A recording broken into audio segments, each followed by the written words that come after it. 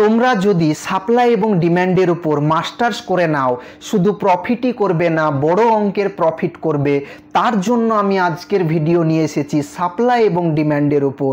এবং আজকের ভিডিওতে যে টপিকস আলোচনা করা হবে সেটি হলো সাপ্লাই এবং ডিম্যান্ড কি, সাপ্লাই এবং ডিম্যান্ডের কেন ট্রেড করা উচিত, কিভাবে সাপ্লাই এবং ডিম্যান্ডের জোন ড্র করব, কিভাবে সাপ্লাই এবং ডিম্যান্ড দেখে ট্রেড নিব, তারপর সাপোর্ট এবং রেজিস্ট্যান্সের থেকে সাপ্লাই এবং ডিম্যান্ড কি আলাদা না একই, তারপর এই সাপ্লাই এবং ডিম্যান্ড থেকে কি প্রফিটেবল হওয়া যায় সেটা জানবো।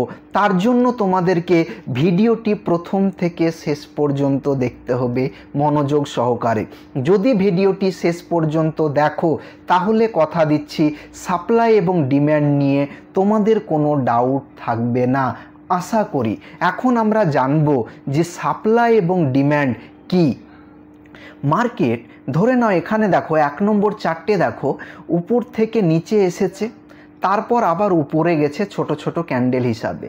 তারপর দেখো 1 নম্বর ক্যান্ডেল, 2 নম্বর ক্যান্ডেল, 3 নম্বর ক্যান্ডেল অ্যাগ্রেসিভ ভলিউম নিয়ে, মানে বড় ভলিউম নিয়ে নিচের দিকে এসেছে। যে লেভেল থেকে নিচে এসেছে সেই লেভেলকে বলা হয় সাপ্লাই। কারণ এবার তাহলে ভালো করে মনে রেখো, যেখান থেকে মার্কেট নিচে পড়ে বেশি ভলিউম নিয়ে সেটাকেই বলবো সাপ্লাই। এখন 2 নম্বর চার্টে দেখো, 2 নম্বর চার্টে দেখো 1 নম্বর ক্যান্ডেল আঁকলাম, তারপর এটা হলো 2 নম্বর ক্যান্ডেল, তারপর এটা 3 নম্বর ক্যান্ডেল।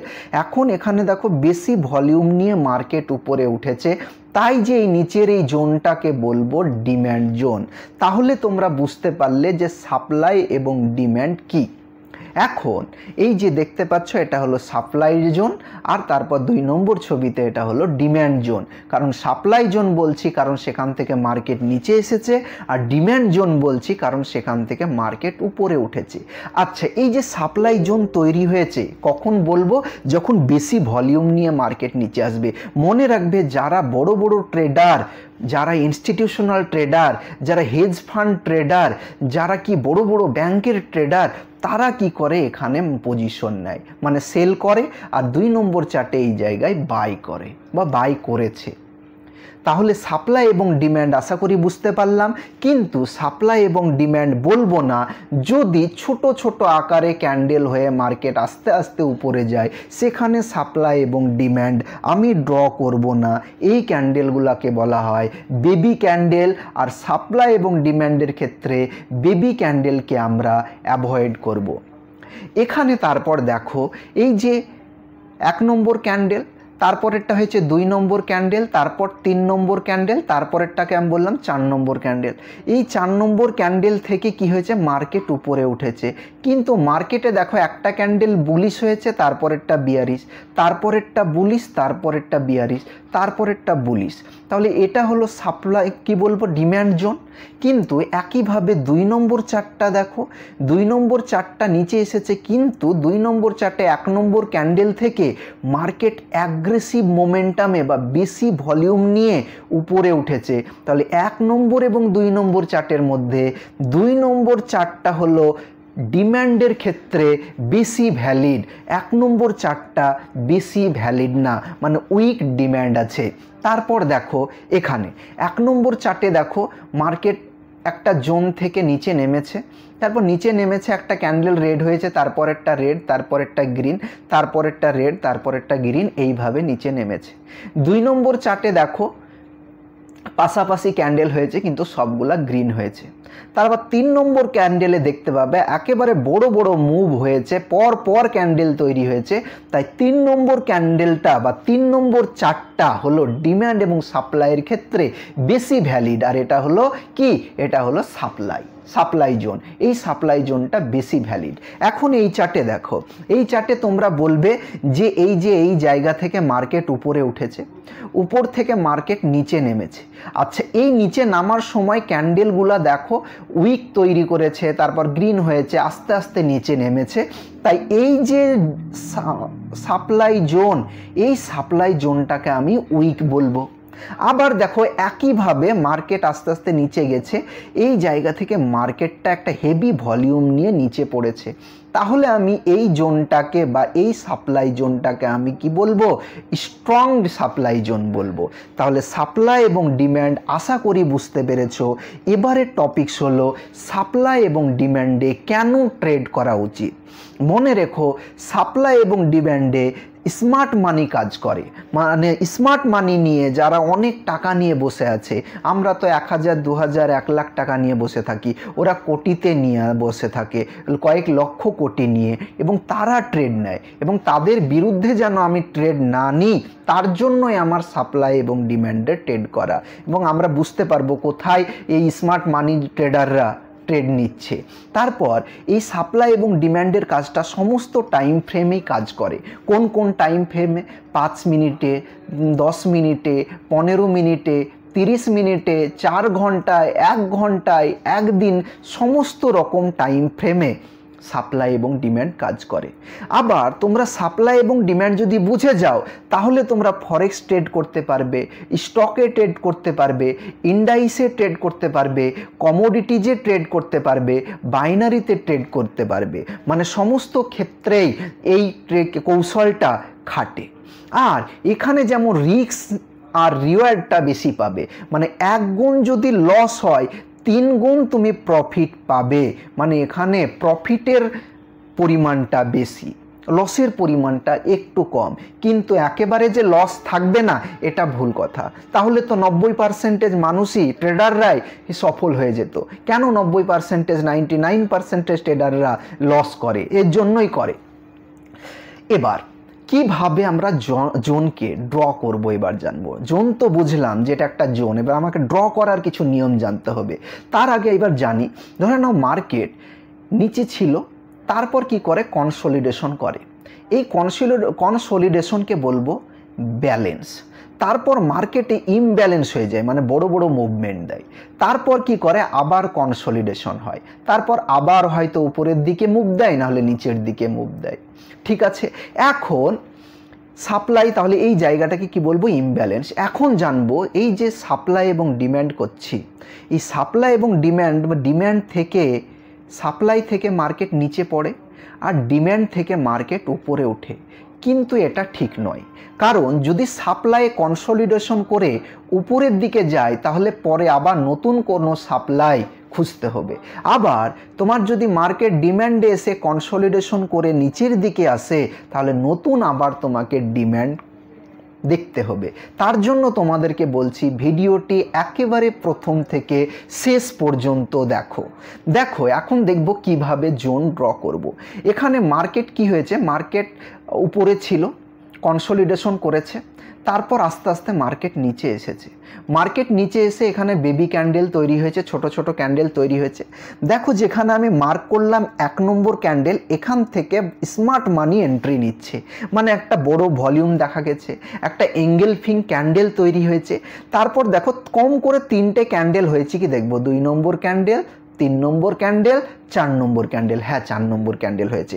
এবার আমি কোথায় ড্র করব? এবার আমাকে জোন ড্র করতে হবে। কিসের জোন ড্র করতে হবে? আমাকে জোন ড্র করতে হবে ডিম্যান্ডের। তাহলে 1 নম্বর ক্যান্ডেলের আগের ক্যান্ডেল কি? Red candle. রেড ক্যান্ডেলের লেজ আর রেড ক্যান্ডেলের হাই আর রেড ক্যান্ডেলের লো আমি কি করব? ড্র করব। তাহলে এটাই হলো আমার জোন। তাহলে জোন কিভাবে ড্র করবে আশা করি বুঝতে পারলে। যেখান থেকে মার্কেট শুরু হয়েছে তার আগের মানে যেখান থেকে বেশি ভলিউম নিয়ে মার্কেট উপরে উঠেছে, তার আগের ক্যান্ডেলটার হাই এবং লো আমি ড্র করলাম। এখন আমি এখানে কিভাবে ট্রেড নিব? এখন ওয়েট করব কি মার্কেট যদি উপরে যাচ্ছে, যাক, এখন বাই করব না, সেল করব না। বাই করব কখন?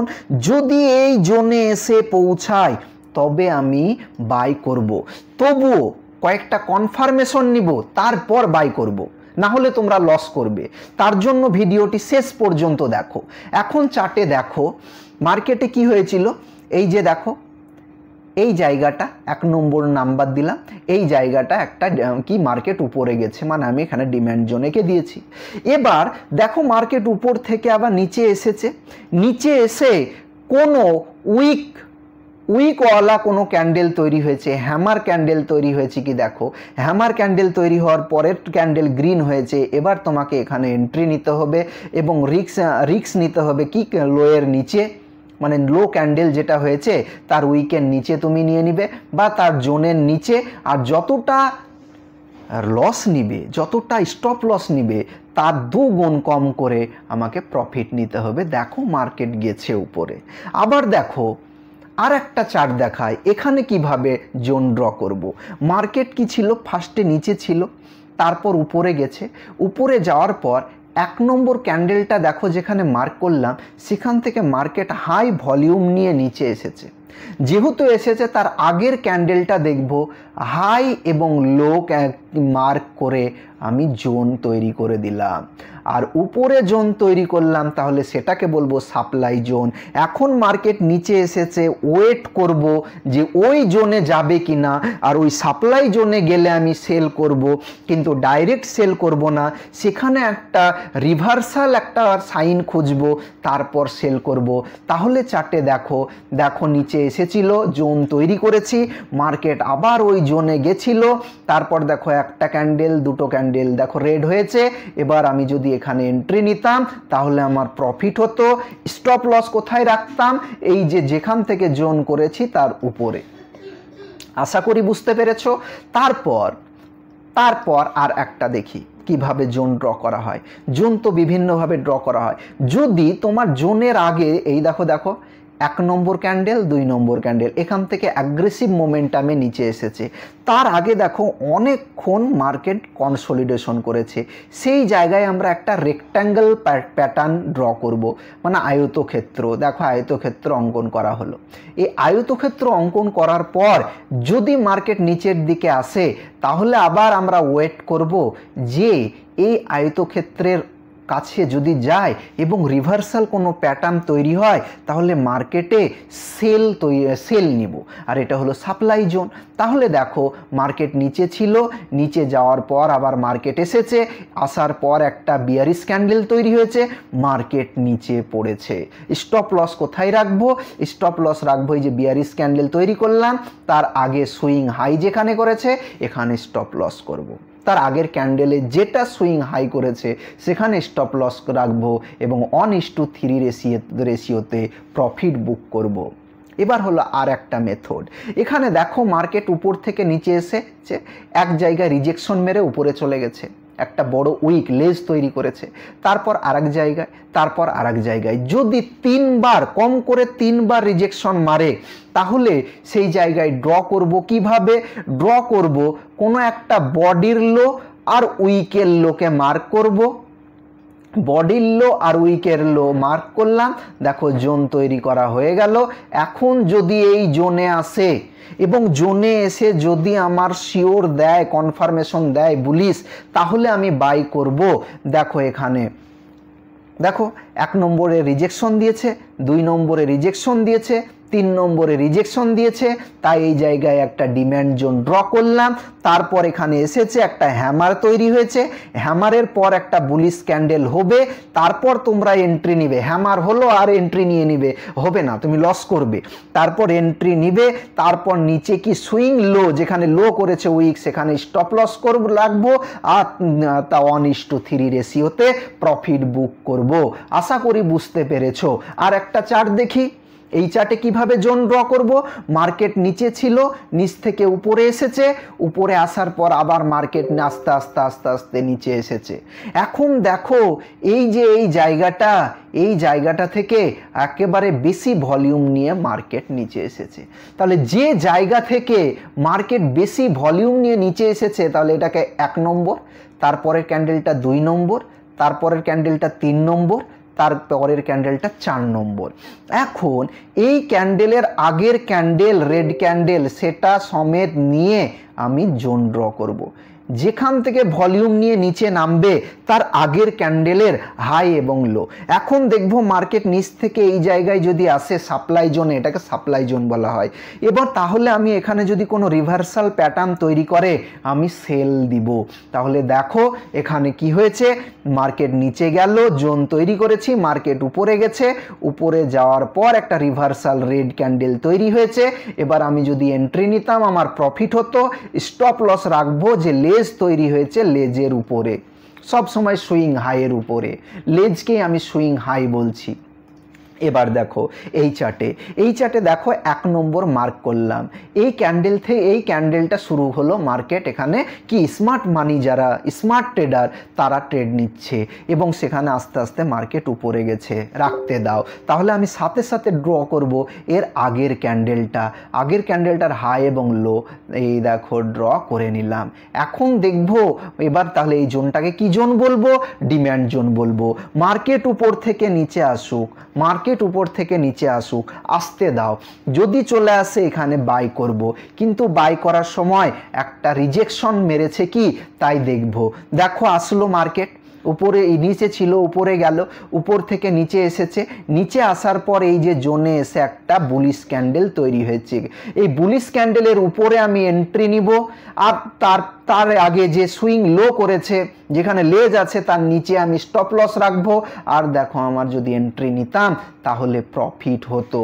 এখন আমি জানবো যে সাপ্লাই এবং ডিম্যান্ড আর সাপোর্ট অ্যান্ড রেজিস্ট্যান্স একই না।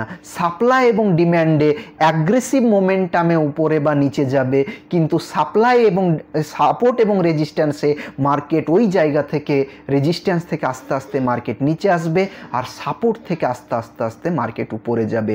তো সাপোর্ট এবং রেজিস্ট্যান্স বেশি ইম্পর্টেন্ট না, বেশি ইম্পর্টেন্ট হলো সাপ্লাই এবং ডিম্যান্ড। আশা করি বুঝতে পেরেছো। এখন দেখব যে সাপ্লাই এবং ডিম্যান্ড থেকে কি প্রফিট হওয়া যায়, না হওয়া যায় না, প্রফিট হতে পারে না। আর যদি প্রফিট হতো তাহলে 99% ট্রেডার তুমি আমি সবাই প্রফিটেবল থাকতাম, কিন্তু প্রফিটেবল থাকে না কেন মানুষ, কারণ এখানে কেউ স্টপ লস দেয় না, 1 নম্বর কারণ। 2 নম্বর কারণ, সাপ্লাই ডিম্যান্ড দেখেই ট্রেড নিয়ে নেয়, কিন্তু নেওয়া যাবে না। তোমাকে জানতে হবে FVG, তোমাকে জানতে হবে POI, তোমাকে জানতে হবে BOS, তোমাকে জানতে হবে CHOH মানে চেঞ্জ অফ ক্যারেক্টার, COCH, এই সব জানতে হবে। তারপর কোনো একটা ইন্ডিকেটারের কনফার্মেশন নিতে হবে, তারপর ট্রেড নিবে, তবেই তুমি প্রফিটেবল থাকবে। এবার আজকের ভিডিও এখান থেকেই। তোমরা যারা ফরেক্স ট্রেডিং প্রথম থেকে শিখতে চাও তাদের জন্য আমি নিয়ে এসেছি ফ্রিতে ফরেক্স ট্রেডিং মাস্টার্স কোর্স। কোথায় পাবে? চ্যানেলের প্লেলিস্টে যাও, সেখানে পেয়ে যাবে ফরেক্স ট্রেডিং মাস্টার্স কোর্সের বিভিন্ন এপিসোড। আর যদি ভিডিওটি ভালো লেগে থাকে অবশ্যই চ্যানেলটি সাবস্ক্রাইব করে দিও, বন্ধুদের সাথে শেয়ার করো, আর কমেন্ট আর লাইক করতে ভুলো না।